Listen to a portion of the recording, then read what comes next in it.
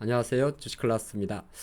오늘 내용을 하나 나온 게 있는데 SK온의 미국 조지아 공장에서 미국에서 생산하는 현대차 아이오닉 전기차에 대해서 배터리를 만든다, 조기 빨리 만든다 내용이 있습니다. 오늘 영상에서는 사실 이걸 가지고 SK온의 주가라든지 이런 내용보다는 과연 SK그룹 같은 경우는 SK이노베이션이죠. SK온 같은 경우는 미국에서 어떤 공장을 짓고 있고 글로벌 공급망은 어떤 그림이고 또 SK온의 밸류 체인에는 어떤 기업들이 있는지 한번 차근차근 살펴보는 시간이 되겠고, 사실 결론부터 말씀드리면 이 내용은 오히려 현대차한테는 덕이 될 수도 있는 내용이라는 걸 미리 말씀을 드리도록 하겠습니다. 본 내용을 하나씩 좀 보게 되면 이제 이렇게 나온 건데, 지금 이제 SK온 같은 경우는 미국의 조지아 공장이 벌써 20년도, 22년도에 나와 있는 게 이렇게 한 두 개 정도가 있고요. 한 3조 정도가 투자에 들어갔고, 오늘 말씀드린 내용은 두 번째 공장, 조지아 2공장에서 원래 포드 150 라이트닝 쪽으로 배터리를 만들고 있었는데 일부 라인을 한 정도 개조, 뭐 일부 개조란 표현이 맞겠죠. 약간 손을 대서 한 3개월 정도의 손을 대서 최소한 9월달 정도부터는 현대차 쪽으로 아이오닉이 되겠죠. 현대차 쪽으로 배터리를 납품할 수 있게 준비하겠다, 그 내용이거든요. 그래서 그 내용과 관련된 거고, 실제적으로 미국에 보게 되면 기존에 조지아 1, 2 공장이 있고 또 25년도 하반기 예정돼 있는 합작 공장도 하나 있습니다. 이는 현대차하고 SK온이 각각 투자한 게 되고, 또 포드 진영과 함께하는 켄터키 공장이 2개, 테네시 공장이 3개, 3개 정도. 그러면 뭐 개수로 세보면 하나, 둘, 셋, 넷, 다섯, 6개 정도가 진행이 되는 거죠.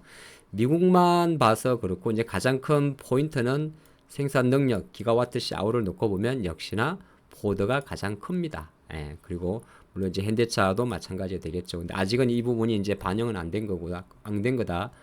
그리 보시면 좋을 것 같고요. 조금 더 글로벌 기준으로 놓고 보면 실제로 이렇게 좀 볼 수가 있는데, 뭐 미국 위주로만 보면 되죠. 우리가 볼 때 보통 미국 위주로 보니까 다음 페이지가 이건가요? 예, 글로벌인데 아까 봤던 대로 이제 미국 조지아 공장에 있는 하나 둘은 벌써 22년도 나온 거고, 실제적으로 포드 진흥과 함께 들어가는 블루오벌 조인트 벤처 같은 경우는 아직은 25년도로 다 미뤄져 있습니다. 근데 캐파가 보면 거의 130기가와트 샤워 정도가 있죠. 그 다음 유럽 쪽은 당연히 한 3개 정도가 있고요. 뭐 사실 유럽은 지금 현재 그게 제가 오늘 영상에서는 많이 비중을 안 둡니다. 왜 그러냐 하면 그래도 현대차가 가장 중요한 게 메가플랜트 이야기인데, 실제적으로 현대차 그룹 같은 경우가 미국에다 공장을 짓는데 기존에 여기 잘 아시겠지만은 미국의 86번가라고 이야기하는 엘리바마하고 조지아 쪽 이 고속도로에 현대차 몽고메리 공장하고 기아 웨스턴 포인트 공장이 있습니다. 여기에는 이제 많은 국내 관련 기업들이 이미 현재 입점을 해 있고, 근데 아까 잠깐 말씀드린 대로 실제적으로 SK온과 합작 법인을 해서 배터리 공장을 세우게 되는데, 요거 같은 경우는 일정 관점에서는 아직은 아니에요. 여기 보시면 대략 연도 기준으로 놓고 보게 되면 25년도 하반기 정도로 이야기합니다. 그래서 오늘 일단 먼저 말씀드리는 SK온 조지아 공장에서 아이오닉에 들어가는 거는 평소보다 조지아 2 공장 자체를 조금 일부 개조를 해가지고 들어간다, 그리 보시면 좋을 것 같고, 중요한 거는 현대차가 여기 보시게 되면 이제 현대차 서베나 전기 전용차, 이게 이제 아마 거의 이쪽 부분이 현대차가 미국에서 크게 세우는 그 프로젝트가 하나 있습니다. 현대모터스 그룹 HMG, 그 다음에 메가플랜트 아메리카 HMGMA라는 게 있는데, 그게 보통 지금 25년도 정도 상용할 이야기 하거든요. 근데 지금 현대차 그룹 같은 경우는 실제적으로 메가플랜트의 양산 시기 자체도 10월 달로 좀 당기려고 합니다. 근데 이제 이 이슈가 지금 현재 미국의 대선이라든지 이런 게 이슈가 없을 때는 어쨌든 미국 같은 경우도 현지 생산에 대한 비중을 높여야 되기 때문에 현대차가 조금이라도 빨리 보조금을 받기 위해서, 지금의 아이오닉은 우리나라 기준으로 놓고 보면 울산 공장에서 만들잖아요. 울산 공장에서 저렇게 뭐 수출하게 되면 뭐 보조금도 못 받는 거고 현지 생산이 아닌 거가, 그리고 또 하나가 물류 비용이 많이 들잖아요. 최근에 운임도 많이 올랐기 때문에. 그러니까 그래서 현대차 입장에서도 빠른 시간 내에 이렇게 메가플랜트를 빨리 신용하는 게 좀 포인트가 되는 거고, 하지만 오늘 내용에서도 봤겠지만은 아직 합작법인 쪽은 아니다 하더라도 이 공장을 개조를 해서 조금이라도 포도 진영이 최근에 조금 더디니까 들어간다는 거는 SK온 입장에서도 그렇게 손해 볼 건 없는 거죠.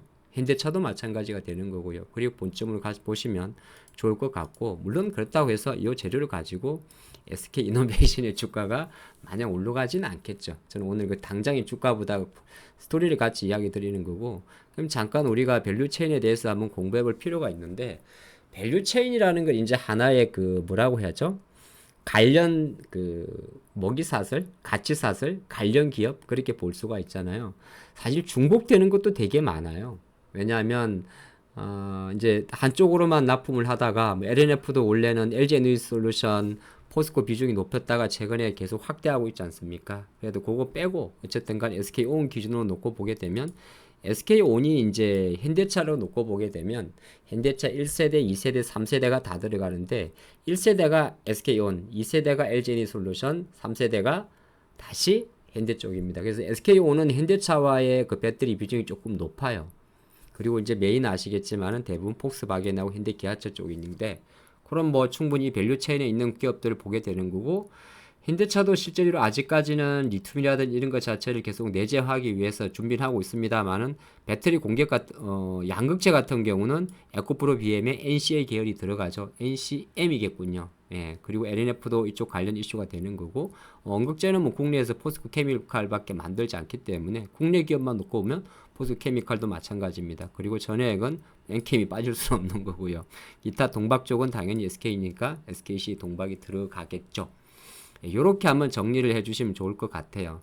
그러니까 뭐 맛이 나와서 그런데 지금의 롯데에너지 모터리얼즈가 이제 지금 LG엔솔의 원통형과 연결이 되는 거고요. 그렇죠. 그런 관련으로 보시면 좋을 것 같은데, 이 관점에서 사실 SK는 이런 재료가 에코프로 BM이나 에르나테에 크게 도움이 될지는 아직까지는 알 수는 없습니다.